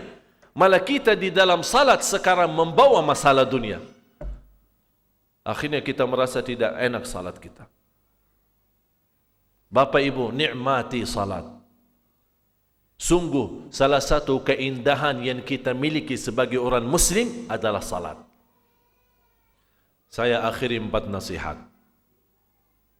Yang pertama, mulai hari ini saya mohon dengan segala hormat, saya mohon dengan segala rasa cinta saya kepada Bapak Ibu, mulai hari ini kalau memang kita benar-benar cinta Allah dan Rasulnya, mulai hari ini jangan sampai lagi tertinggal salat berjamaah. Menjadi bukti besar kita cinta Rasulullah. Karena orang yang cinta tidak perlu ditanya, cinta Rasul? Dia menjawab dengan suara yang keras, cinta. Tapi tidak pernah salat jamaah. Tidak perlu cinta, tidak perlu dengan suara keras. Datang Diam-diam amalkan salat berjamaah, itu sudah bukti besar kamu cinta Rasul. Dan hari kiamat Allah tidak akan bertanya siapa yang cinta Rasul, datang ke sini. Tak perlu, tapi Allah lihat buku amal kita. Siapa yang cinta Rasul, ada buktinya, ada amalannya. Alhamdulillah banyak aktivitas, banyak manfaat. Tadi maghrib ada ta'lim, belajar. Berarti di sini banyak manfaat kita datang. Bertambah silaturrahim, saling kenal, saling tahu sahabat kita siapa yang sakit. Habis salat kita cari di rumahnya, kita doakan yang sakit. Di antara jamaah kita yang punya hajat, kita di luar sekali, di luar silaturahim kita dapat belajar ilmu. Banyak manfaat daripada masjid. Jadi saya mohon sekali lagi, jangan sampai tertinggal salat berjamaah demi rasa cinta kita kepada Allah dan Rasulnya. Yang kedua, jangan lewat satu malam belum pernah salat malam. Walaupun 2 rakaat, tutup dengan witir. Dan salat malam mulai habis isya sampai azan subuh. Mau di awal boleh, mau sebelum tidur boleh, mau sesudah tidur boleh. Dan mau salat malam atau tahajud, tidak harus tidur sebelumnya. Kalau anda suka tidur habis isya, tidur awal, alhamdulillah, insyaAllah ada kesempatan kita bangun nanti. Tapi kalau anda ketakutan tidak tidur nanti, tidak bangun nanti malam, sebelum tidur laksanakan salat malam, tutup dengan witir, kemudian tidur. Ada kesempatan bangun lagi, alhamdulillah bisa salat malam lagi, tapi tidak ada witir lagi karena kita sudah witir duluan. Kalau seandainya kita meninggal dunia dalam keadaan tidur, alhamdulillah sudah tertulis nama anda sebagai ahli witir. Tolong jaga. Yang ketiga, jangan lewat satu malam, jangan lewat satu hari belum baca Al-Quran. Ayat yang pertama yang Allah turunkan, Iqra bismi rabbikal ladzi khalaq. Sayang sekali kita umat Nabi Muhammad, ummatul Quran, tapi umat yang paling banyak buta baca Quran. Indonesia umat yang terbesar sedunia jumlah Islam, dan umat yang terbesar sedunia tidak bisa baca Quran. Betul. Ini bukan bicaraan sembarangan. Sayang sekali kan? Ini perlu kita perhatikan. Inilah salah satu target kami. Sejak saya datang ke Indonesia, alhamdulillah dengan bantuan Bapak Ibu, sekaligus doanya Bapak Ibu, menjadi spot dan energi bagi saya. Setiap tahun, alhamdulillah kita mengundang tamu-tamu istimewa dari Madinah dan dari Makkah. Tahun kemarin kita mendatangkan Syekh Sa'ad Al-Ghamidi, Imam Besar Masjid Nabawi, dalam program Safari Al-Quran. InsyaAllah tahun ini kita mendatangkan Imam Kuba dan Qiblatain. Ada juga Imam Qiblatain khusus yang akan berkeliling sama kita safari Ramadan untuk mensyiar Al-Quran. Dan tahun ini khususnya kita menghadirkan 8 imam untuk membantu tarawih dan aktivitas baca-baca Al-Quran. Dan banyak program. Alhamdulillah ini semua hanya tenaga dan usaha sendiri atas pertolongan Allah Subhanahu wa taala. Sejak saya datang 2009 itu tidak pernah menghabiskan waktu. Jujur saja Bapak Ibu, sambil saya punya istri, jarang saya bertemu dengan istri. Kadang-kadang 4 bulan sekali. Oleh karena itu susah saya nikah lagi. Ya bagaimana mau nikah lagi, sama ditinggal. Malah saya tidak punya HP karena saya sedikit bermusuhan sama HP. Jadi yang mau kontak saya lewat asisten saya Yasin. Kadang-kadang istri telefon Yasin, kapan Syekh kosong saya mau ketemu. Jadi istri saya minta jadwal untuk bertemu dengan saya. Jumlah apa yang saya kurbankan demi Allah Bapak Ibu, saya bukan datang dari Madinah untuk beristirahat dan bersenang-senang di Indonesia. Saya datang punya satu tujuan dan satu target, supaya Bapak Ibu diselamatkan oleh Allah dari neraka Jahannam, supaya anak Bapak Ibu menjadi penghafal Al-Quran, supaya kita punya sesuatu yang membanggakan kita di hadapan umat hari kiamat. Itu yang perlu kita berjuangkan. Sungguh semua berjuangan itu tidak ada yang bermakna dan tidak ada arti, malah sia-sia kalau berjuangan itu tidak dilipatkan dengan agama. Agama ini, agama membawa kita selamat. Yang kita semua sama-sama sudah bersaksi asyhadu an la ilaha illallah wa asyhadu anna Muhammadar Rasulullah. Abu Jahal waktu ditawarkan untuk berkata kalimat syahadat, dia tidak mau. Hei Abu Jahal, ucapkan kalimat syahadat. Kata Rasul, aku jaminkanmu selamat dari neraka. Maaf, tak bisa. Kenapa? Kenapa tidak mau? Apa jawaban beliau? Saya kalau ucapkan kalimat syahadat harus bersedia lahir batin untuk memperbaktikan kalimat itu. Mohon maaf, kita terlalu gampang ucapkan kalimat syahadat, tapi masih kita banyak durhaka terhadap kalimat syahadat. Oleh karena itu dalam kesempatan ini saya mengajak semua, amalan yang keempat, bersedekah. Salah satu berjuang, jujur saja Bapak Ibu, alhamdulillah selama ini semua berjuangan kita, alhamdulillah nyata dan jelas bagi pemerintah maupun bagi masyarakat. Semua bantuan sedekah Bapak Ibu alhamdulillah semaksimal mungkin disalurkan untuk berjuangan Al-Quran. Supaya saya bangga dan bahagia kalau saya mendengar setiap masjid di Indonesia insya-Allah memiliki imam yang sudah hafal Al-Quran. Malah saya waktu bertemu dengan Bapak Yusuf Kala sebagai ketua Dewan seluruh masjid di Indonesia, saya menyampaikan kapan saatnya ada aturan tidak boleh masjid terbesar di setiap provinsi dan kota tidak boleh lagi imam selain menghafal Al-Quran. Alhamdulillah beliau mulai sudah memerintahkan di kota Jakarta termasuk kota besar harus imamnya semua hafal Quran. Di antaranya masjid yang saya isi rutin, Masjid Agung Sunda Kelapa, Menteng, Jakarta Pusat. Sebelum berjuangan kami belum ada imam hafal Al-Quran di masjid itu. Padahal Masjid Agung Sunda Kelapa termasuk masjid yang kedua sesudah Masjid Al-Istiqlal.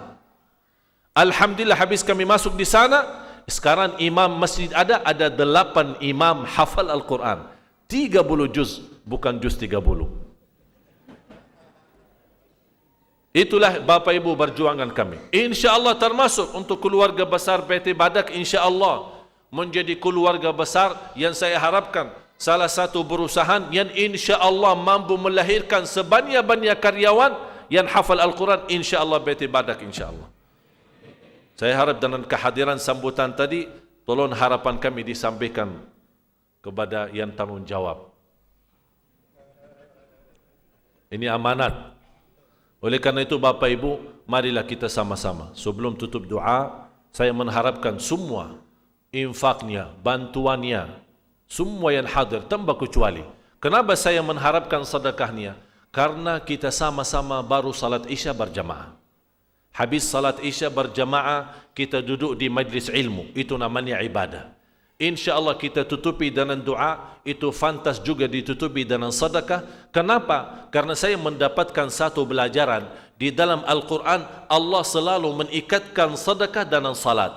Kita sama-sama hafal. Alladzina yu'minuna bil ghaibi wa yuqimuna as-salah wa mimma razaqnahum yunfiqun. Dan banyak ayat yang lain yang tidak jauh artinya dengan ayat ini, yang Allah gambarkan zakat, sedekah dan infak sama salat. Saya mendapatkan satu pelajaran dari penghalaman saya, sedekah sesudah salat sangat luar biasa untuk memurahkan rezeki. Kita habis salat Isya, sama-sama kita belajar ilmu, majlis ilmu seperti ini. Mudah-mudahan diterima di sisi Allah Subhanahu wa taala, biar insyaallah jadi sama-sama sempurna dan diridai Allah. Saya mengharapkan semua tanpa kecuali, marilah kita sama-sama tutupi dengan sedekah. Saya mengharap sebelum kita tutup doa, tolong panitia Yang bantu pihak di sana, ibu-ibu, tolong, maaf, boleh bantu? Ini dah apa-apa, surban saya bisa dibuka di sini. Yang punya surban lagi, boleh bagian sana. Bapak Ibu, saya mengharap semua tanpa kecuali, insya Allah, pesantren yang kami targetkan, insya Allah setiap tahun, mudah-mudahan di antara 1,000 sampai 3,000 menghafal Al-Quran, dari seluruh Indonesia, dan semua pembina di pesantren itu tidak ada satu pun, semuanya alhamdulillah ustaz-ustaz, guru-guru dari Madinah dan dari Makkah, yang insya-Allah mereka akan membina keluarga kita, akan membina program ini insya-Allah, termasuk di antaranya Imam Masjid Nabawi, kemudian Imam Masjid Quba dan Imam Qiblatain, yang akan mereka juga membantu dalam aktivitas program hafal Al-Quran di pesantren kami. Oleh karena itu saya mohon supaya Allah berkahi aktivitas kita. Saya mohon semua Bapak Ibu bisa mendapatkan namanya tertulis dalam berjuangan dakwah, dalam memperjuangkan Al-Quran, supaya insya Allah di sisi Allah Subhanahu Wa Taala datang hari kiamat, nama kita sudah termasuk seorang yang membantu dana rezeki apa adanya, yang ikhlas, insya Allah diterima di sisi Allah Subhanahu Wa Taala.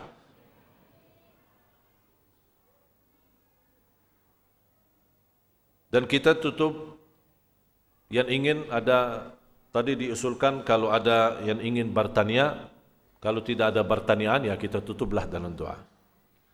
Kalau ada yang ingin bertanya, kita kasih kesempatan 2 atau 3 orang. Kalau tidak ingin bertanya karena sudah alhamdulillah semua faham, ya syukurlah.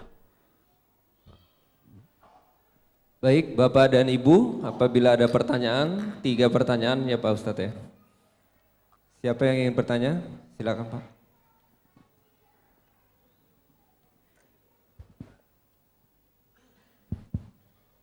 Terima kasih. Assalamualaikum warahmatullahi wabarakatuh. Waalaikumsalam warahmatullahi wabarakatuh. Saya ingin bertanya kepada Syekh. Barangkali ada cara-cara tertentu untuk menghafal Quran. Karena saya ingin menanyakan bagaimana cara kita seperti kita yang sudah tua-tua umurnya ini, barangkali mungkin masih ada kesempatan. Saya kira itu yang ingin saya tanyakan. Terima kasih. Assalamualaikum warahmatullahi wabarakatuh. Assalamualaikum warahmatullahi wabarakatuh. Pertanyaan bagus. Jawabannya ceramah. Perlu ceramah, jadi 1 jam lagi. Tapi saya singkat saja. Alhamdulillah kami, saya sebagai memiliki keahlian di bidang Al-Quran, alhamdulillah kami memang membawa program yang belum ada di Indonesia. Dan alhamdulillah sudah dibuktikan. Dan kami dalam program ini sudah membantu pesantren Ustaz Yusuf Mansur dan membantu beberapa pesantren lain. Alhamdulillah dalam program kami punya program 10 kunci mudah hafal Al-Quran. Dan dalam 10 kunci itu tidak mengenal usia, yang muda maupun yang sudah tua. Malah di antara yang sudah berhasil di Jakarta sejak saya membawa program ini, seorang ibu usia 69, awalnya buta huruf, tidak bisa baca Al-Quran, alhamdulillah 3 tahun hafal 30 juz. Usia 69. Program kami dalam 10 kunci, memang kita ada training di Jakarta, ada program khusus, ada seminarnya. Di antaranya 10 kunci itu mudah menghafal Al-Quran dalam waktu 1 tahun. Ada cara membaca Al-Quran, ada cara mempraktik, ada cara memegang Al-Quran, sampai ada cara mengatur nafas yang membantu fresh otak, segarkan kepala, segarkan otaknya biar bisa cepat hafal. Dan kalau tidak ada pertanyaan lagi, saya akan membuktikan di depan Bapak Ibu satu latihan saja yang kita biasa bawakan dalam training. 1 latihan saja. Saya ada 1 latihan bisa dalam waktu khusus bagi orang lancar. Maksudnya lancar, bacaannya bagus, ya, tidak perlu belajar makharijul huruf, tapi bacaannya sangat lancar. Alhamdulillah ada 1 latihan Satu halaman bisa dihafal dalam waktu 10 menit. Satu halaman mushaf dalam waktu 10 menit saya jamin Anda bisa hafal. Kalau saya membahas memang 10 kuncinya memerlukan waktu tersendiri ya. Tapi yang berminat untuk maju ke depan, saya mau bawakan satu latihan saja. Saya membuktikan bagaimana cepat kemampuan manusia yang Allah berikan, apalagi kemampuan otak. Ya, kemampuan otak itu dahsyat. Tapi manusia selama ini tidak menggunakan otak. Padahal otak yang semestinya digunakan, inna fi dzalika laayatil liqaumin yatafakkarun. Coba Bapak Ibu angkat tangan. Bu, Bapak angkat tangan, boleh? Taruh di atas kepala. Ya. Gimana coba periksa di kepala ada otaknya enggak?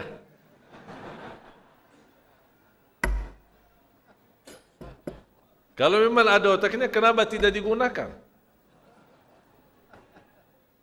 Salah satu luar biasa yang Bapak Ibu ada yang memberanikan diri, silahkan ke depan. Saya buktikan dalam satu latihan saja, insya Allah bisa hafal dengan cepat.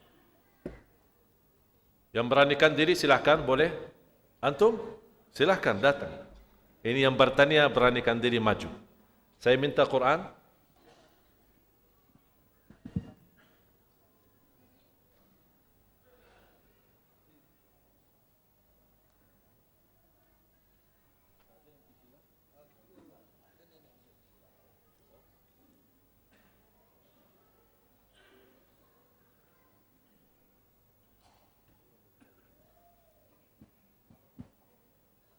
Anda belum hafal kan? Hah? Sedikit-sedikit. 30 juz? Juz 30. Juz 30 sudah. Berarti kita tanya dari jalan juz 30 ya. Tapi saya mau lihat bacaannya, karena semakin lancar bacaannya, semakin cepat hafalannya. Ya, ini tergantung sekarang kita mendengar dulu bacaannya Bapak ya.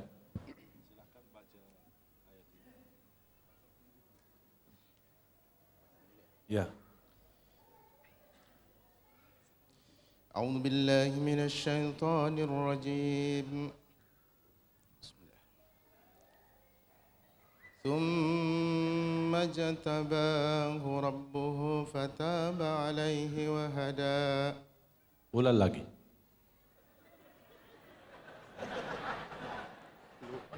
Hah? Lupa. Sama sekali? Satu kata? Summa yang ingat. Thumma aja. Summa Yang lain hilang. yang lain hilang. Sudah terbukti? Bapak belum hafal ya? Sekarang coba lihat latihan ini. Pertama, cara memegang Al-Quran harus sesuai. Banyakan yang suka baca, memegang Al-Quran dengan cara ini. Apalagi posisi duduk, Quran di posisi bawah mata kita, akibatnya posisi otak kita akan menurun. Fantas suka nantuk pas baca Quran. Ya. Oleh karena itu kita rubah posisi kita. Cara yang tepat untuk memegang Al-Quran, cuman karena ini Al-Quran agak besar, mungkin terganggu sedikit, dihadapkan Al-Quran hadapan mata. Ya. Berarti tidak boleh kepala kita. Ini untuk, bukan tidak boleh, kalau boleh mau baca Quran, kalau hukum agama ya boleh-boleh saja. Tapi ini kan latihan untuk cepat hafal Al-Quran, harus posisi seperti ini. Jadi dihadapkan kepada mata, begini. Ya. Boleh megang? Tidak berat ya? Hah? Boleh ada yang bantu? Maaf. Sekarang saya minta, yang kedua, habis megang Al-Quran ini, yang kedua, Anda fokus kepada ayat yang Anda mau baca. Jangan baca, hanya fokus. Biarkan mata menjalankan tugasnya. Alat scan, kalau kita masuk surat di alat scan, sekali aja sudah bisa gambarkan surat itu. mata manusia punya kemampuan 700 kali lipat daripada alat scan. Sekali lihat bisa tersimpan. Cuma bagaimana cara proses simpanan itu dikeluarkan? Ini yang menjadi soalan.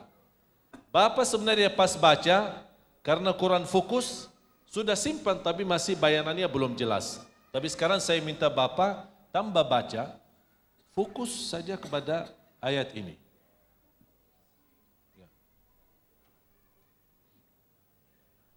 Tidak usah baca. Tidak usah baca.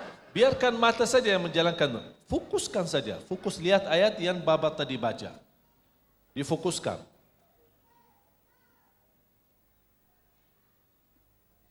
Oh, lumayan dagdig tuh. Punya keluarga, Pak? Hah? Tapi tidak ada stres ya? Tidak ada. Maaf, coba lihat tangannya.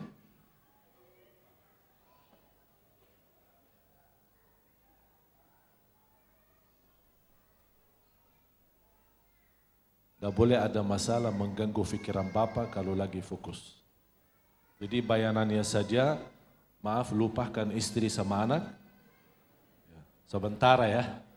Kemudian fokus kepada ayat ini. Yang tadi baru saja Bapak sudah baca. Salah satu membantu, ini yang ketiga, membantu supaya mata lebih fresh dan lebih bisa fokus, tarik nafas. Tarik nafas panjang. Kalau tarik lewat hidung, buang lewat mulut. Ini apa hikmahnya? Semakin banyak oksigen dalam tubuh badan kita, semakin fresh otak kita. Karena otak ini kan tidak ada darah, tapi ada di sebelah dengan oksigen. Tutup mata, ya, tutup mata. Tidak boleh dibuka, ya. Tutup mata. Tarik nafas panjang. Buang. Boleh lihat lagi. Difokuskan ayat itu. Tidak usah lihat yang lain.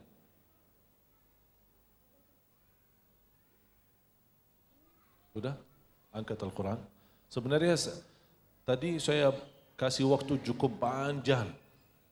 Padahal ini, latihan ini sebenarnya karena mungkin pertama kali ya. Tapi kalau Bapak Ibu Anda nanti di rumah sering latihan ini, insya Allah berkali-kali nanti Anda punya kemampuan yang dahsyat seperti Imam Syafi'i. Sekali lihat bisa hafal. Ya. Tapi ini kan perlu latihan. Karena mungkin langkah pertama, oh ya Allah susah juga, belum bisa. Tidak apa-apa, jangan putus asa. 2 kali, 3 kali, 4 kali, seterusnya. Sampai insya Allah kita sudah memiliki kebiasaan yang luar biasa. Sekarang Bapak saya minta tutup mata. Ikuti bayangan yang Anda lihat. 100% ayat itu sudah tersimpan. Saya tidak bisa bohongi mata. Tapi sekarang yang terganggu, kalau ada masalah akan ada sedikit debunya. Tidak bisa terlihat. Mungkin bisa terlihat sebagian, bisa lihat ya sebagian lain tidak bisa lihat. Sekarang Bapak tarik nafas panjang, tutup mata, ada bayangannya muncul adalah tulisan ayat tadi. Silahkan apa yang Bapak lihat dibacakan. Tidak apa-apa 10%. Tadi hanya thumma kan? Kita sekarang lihat ada tambahan tidak? Ya silahkan. Ikuti bayanannya saja, 100% sudah ada. Tapi perlu agak santai, tenang aja. Insya Allah akan lebih jelas. Semakin tenang akan lebih jelas. Kalau soal tulisan 100% sudah ada. Cuman yang mengganggu ini agak sedikit sesuatu yang menjadikan agak tak jelas. Ya, silakan. ثم استجاب ربه فهدى ثم استجاب عليه ربه فهدى. Menurut saya beliau ambil sebagian terus loncat sebagian ya. Tapi 40% cukup bagus ya. Tapi perlu tenang Pak. Oh, kurang. Ya, tenang aja. Insya Allah saya minta Bapak nanti di rumah tolong praktik latihan ini. Insya Allah. Kalau Bapak sudah dalam kondisi ini, di depan ribuan jamaah, sudah 40%, insya Allah nanti di rumah pasti akan lebih santai. Ya, terima kasih. Silahkan duduk. Terima kasih. Thumma jtabahu rabbuhu fataba alaihi wahada. Silahkan, siapa lagi? Boleh? Oh, ini qari kita ini. Tapi belum hafal kan? Iya.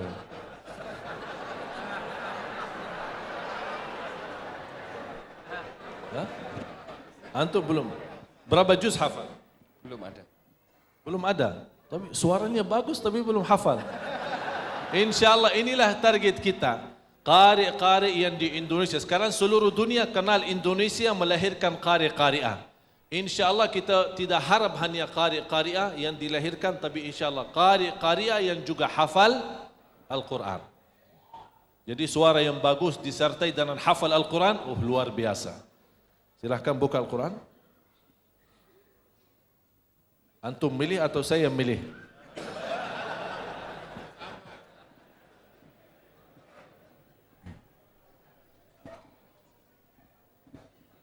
Ini dah perlu dites bacaan ya, kan sudah bagus ya. Ya, tinggal kita langsung aja. Suratul Anbiya belum hafal ya.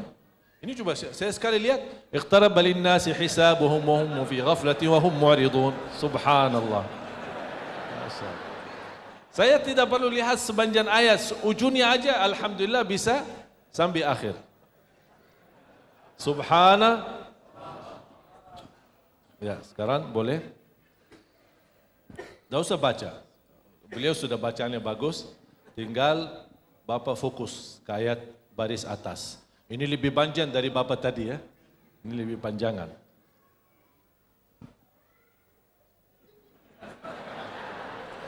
Udah lama.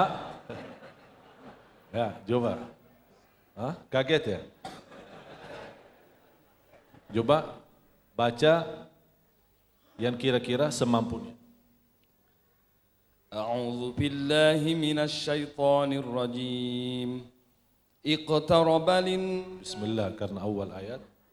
بسم الله الرحمن الرحيم اقترب للناس حسابهم وهم في غفلة معرضون. Masya Allah. Ini dah hafal ya? Coba cari ayat lain ya.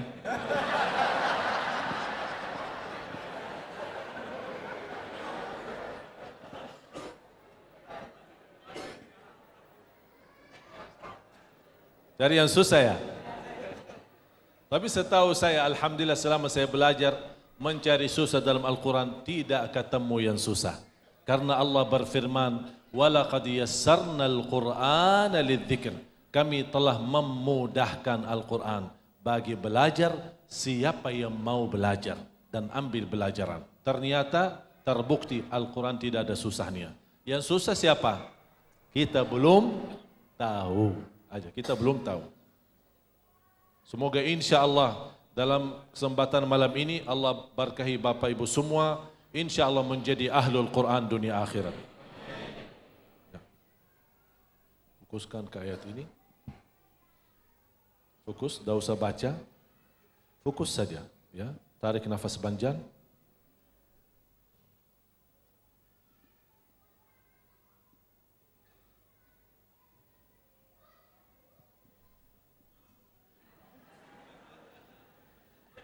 Nah, lumayan tenang. Tutup mata, tarik nafas panjang.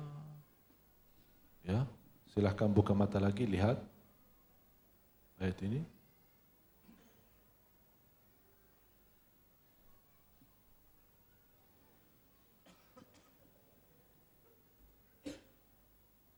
Silahkan. قل الله ينجيكم من ذكر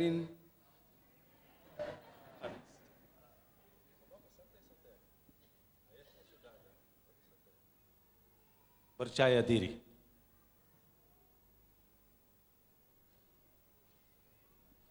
Awalnya sudah bagus.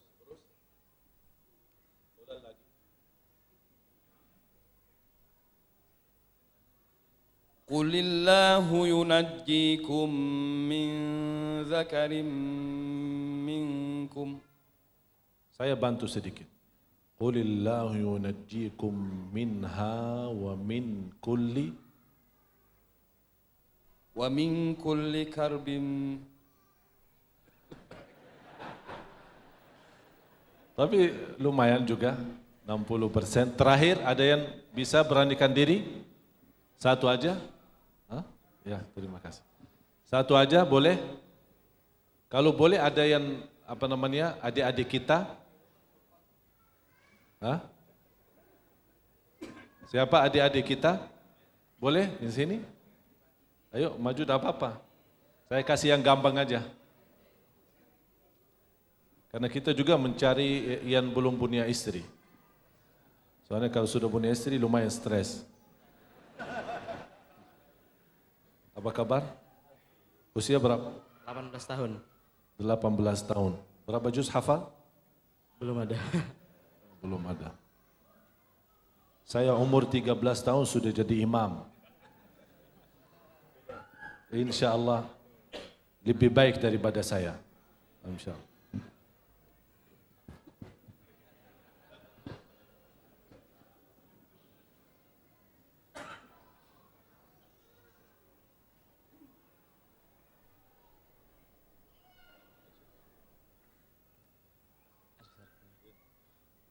Bismillahirrahmanirrahim.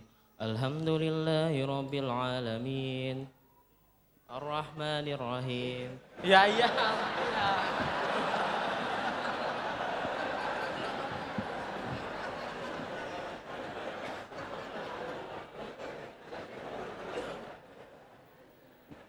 Hafal surah Yasin? Awalnya aja. Awalnya aja, akhir. Belum. Saya kasih ayat yang terakhir surah Yasin. Silahkan Anda bacakan. Tolong bantu. Fasubhanallazi biyadihi malakutu kulli syai'in wa ilaihi turja'un. Lumayan lancar bacaannya. Sekarang saya minta Anda fokus ke ayat itu. Konsentrasi, tidak boleh ada fikiran terganggu. Hanya fokus, biarkan mata betul-betul fokus ya. Kalau bahasa kita scan atau tukar lukis ya, tukar lukisan, dia sekali melihat orang depannya atau sesuatu dia bisa langsung. Karena yang menggerakkan tangannya bisa pas, kontrolnya di sini. Tarik nafas panjang. Tenang, tarik nafas tenang. Ya Allah, luar biasa ini. Ini berapa jantung ini? Duduk. Santai-santai aja sayang ya. Tarik nafas panjang. Ya, lepaskan diri ya, jangan tegang ya. Bebas saja, biasa-biasa saja. Coba fokuskan lagi ayat itu. Boleh Anda tarik nafas panjang dan tutup mata. Sudah ada bayanannya, tapi belum jelas ya. Sudah ada bayanan. Sekarang buka mata lagi, lihat lagi. Fokus banget ya. Tidak usah ada sesuatu yang mengganggu. Supaya mantap, biar lebih jelas, bisa bantu dalam tarik nafas panjang. Ditarik lewat hidung dan dibuang lewat mulut. Ya. Karena semakin santai, masih tegang ya. Iya, santai aja. Ya, angkat Al-Quran. Angkat sudah, selesai. Ya, santai aja, santai. Cuma maaf tangannya begini. Ya, santai aja. Coba sekali lagi. Ya. Sekarang saya minta Anda dengan santai, relax, lihat sambil tutup mata, lihat pandangan ayat yang sudah di-scan oleh mata, tinggal ikutin saja. Ikutin saja.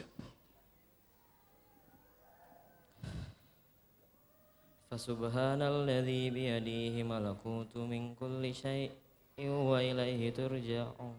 Subhanallah. Fasubhanalladzi biyadihi malakutu kulli syai'in. Cuman ada tambahan wa min kulli ya, tapi 90%. Masya Allah. Allahu Akbar. yang mudah-mudahan menghafal Al-Quran. Saya harap nanti latihan ini di rumah. Ya, silahkan duduk. Bapak Ibu, memang ada banyak latihan seperti ini. Kita menggerakkan program ini lewat training seminar di Jakarta. Alhamdulillah banyak yang sudah berhasil. Ada yang 3 bulan, ada yang 6 bulan sudah menghafal sebagian besar dari Al-Quran. Tidak ada yang dalam program ini mengenal usia. Yang tua bisa, yang muda bisa. Yang belum bisa sama sekali buta huruf, alhamdulillah dalam program ini dalam target dan tahapan. Karena saya punya keinginan 4 tahapan lewat program ini. Pertama, membaca Al-Quran dengan benar. Yang kedua, fasih. Yang ketiga, dengan suara yang indah. Yang keempat, target yang terakhir, membaca Al-Quran sebagaimana Rasulullah membaca Al-Quran. Termasuk insyaAllah kalau sudah di tahap yang keempat, baru insyaAllah saya berani memberikan sertifikat namanya ijazah sanad sampai kepada Rasulullah sallallahu alaihi wasallam sebagai orang sudah bisa membaca Al-Quran sebagaimana Allah turunkannya. Kalau saya berkata bacaan Rasulullah, maksudnya apa? Membaca bacaan Rasulullah, di mana Rasul berhenti berdoa saat baca, di mana Rasul berhenti beristighfar dalam bacaannya, di mana Rasul berhenti bertasbih dalam bacaannya, di mana Rasul berhenti memohon surga dalam bacaannya, di mana Rasul berhenti dalam bacaannya melindungi diri kepada Allah Subhanahu wa taala dari siksa neraka dan ayat yang selainnya, agar kita saat membaca Al-Quran sebagaimana cara Rasul, baru kita akan terasa menjadi orang yang betul-betul bisa menhayati Al-Quran, baru kita terasa nikmatnya. Ternyata Al-Quran memang indah luar biasa. Tidak ada harta, tidak ada kehidupan yang bisa memberikan kebahagiaan selain Al-Quran. Harta yang tertinggi, harta yang termahal. Oleh karena itu, inilah yang saya berjuangkan Bapak Ibu di Indonesia, supaya umat Islam di Indonesia yang terkenal, yang terbesar sedunia, insya Allah dalam target kami ke depan menjadi negara yang terbesar yang menciptakan penghafal Al-Quran 30 juz. Mudah-mudahan dengan doa Bapak Ibu, dengan supportnya, bantuannya, ikhlasnya, dan saya titip doa juga setiap Bapak Ibu salat, setiap Bapak Ibu doa, setiap Bapak Ibu salat malam, saya mohon doakan saya. Doakan saya supaya Allah tetapkan kita ikhlas, istiqamah, memperjuangkan apapun kendala, apapun halangannya, apapun ujiannya. InsyaAllah kami teruskan perjuangan ini supaya Allah Subhanahu wa taala memberikan kita semua kebahagiaan dan keselamatan dunia akhirat. Amin ya rabbal alamin. Marilah kita sama-sama tutup dengan doa. Mudah-mudahan Allah Maha mendengar dan Maha melihat majlis kita dan hajat kita. Semoga diterima oleh Allah Subhanahu wa taala. Bismillahirrahmanirrahim. Alhamdulillahi rabbil alamin. Alhamdulillahi hamdan katsiran tayyiban mubarakan fi. Mubarakan alaihi kama yuhibbu rabbuna wa yarda. Allahumma salli ala Sayyidina Muhammad wa ala ali Sayyidina Muhammad. Allahumma hdina ila siratikal mustaqim. Ya Allah, berilah kepada kami petunjuk kepada jalan yang lurus. Hidupkanlah kami dalam keadaan iman. Wafatkanlah kami dalam keadaan Islam. Jadikanlah kami bersama orang salih ya Rabbal Alamin. Ya Allah, bagaimana Engkau berikan kepada kami kemudahan sama-sama berkumpul di majlis ilmu ini, di Masjid Al-Kautsar yang penuh barakah dan rahmat darimu. Ya Allah, berilah kepada kami kemuliaan sama-sama jumpa lagi di surgamu ya Allah. Di surgamu ya Allah.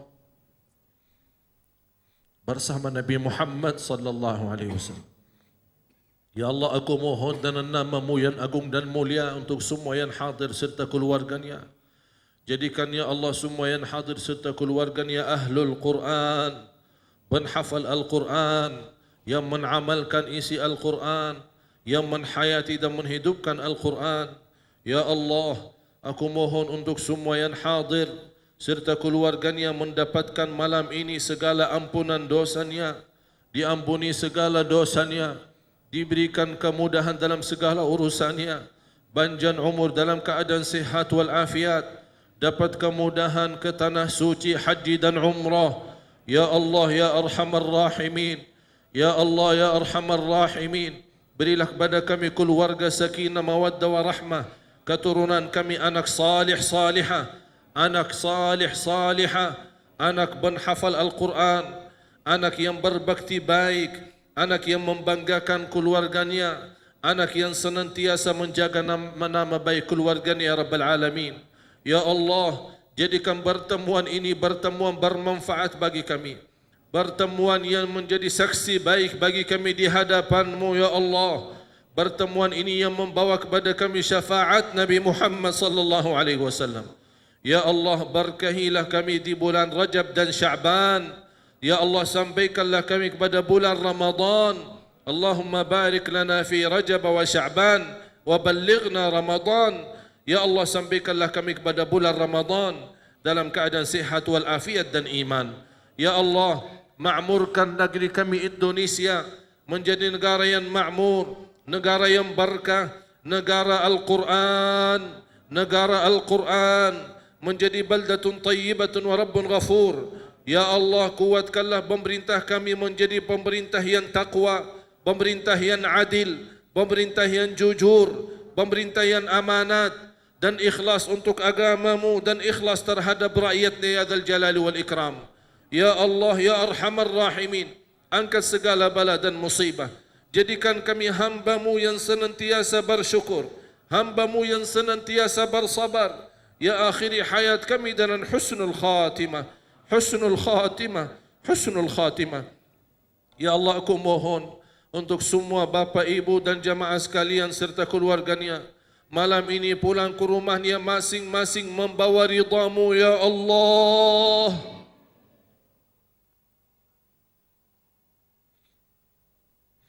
Membawa ridha-Mu ya Allah.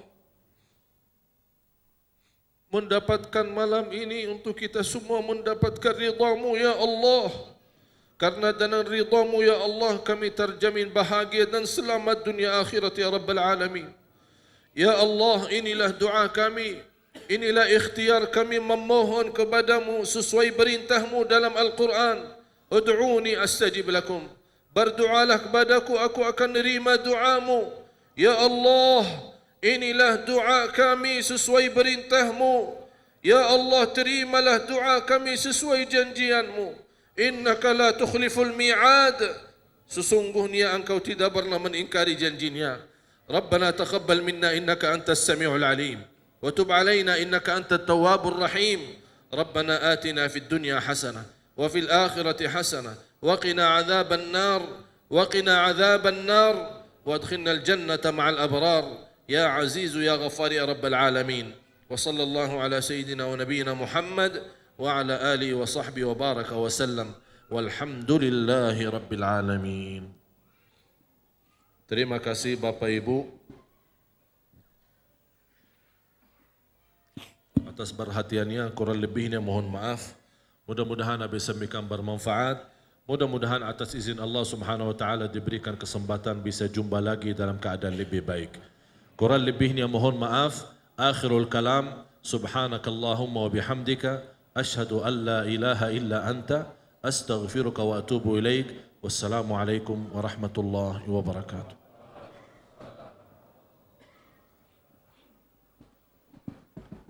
Terima kasih kepada Syekh Ali Saleh Muhammad Ali Jaber. Bapak dan Ibu, sebagai informasi, kita masih bisa bertemu Syekh Ali Jaber pada sholat subuh besok hari. Karena pagi hari beliau langsung berangkat pulang kembali ke Jakarta, ke Sangatta, mohon maaf. Baik Bapak dan Ibu, kita akhiri acara kita pada malam hari ini. Wabillahi taufiq wal hidayah. Wassalamualaikum warahmatullahi wabarakatuh.